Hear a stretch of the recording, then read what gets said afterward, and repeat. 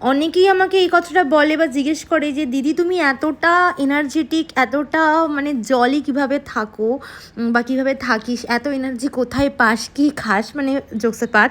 তো প্রথমেই বলি, আমি আমাকে নিয়ে ভীষণ পরিমাণে প্রথমত এক্সাইটেড থাকি, আমি আমাকে নিয়ে ভীষণ হ্যাপি, আমি নিজেকে খুব ভালোবাসি। আমি নিজেকে যেহেতু ভালোবাসি তো সেহেতু আমি আমার ভালো লাগাগুলোকে কিন্তু সবার আগে প্রায়োরিটি দিই।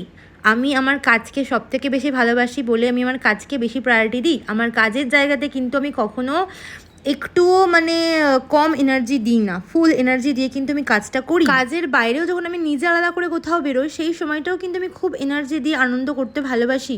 আমি মনে করি জীবন একটাই, বেশি কষ্টের কথা ভাবলে হবে না, আনন্দের কথাটা ভাবতে হবে। কারণ আজ আছি কাল নাও থাকতে পারি।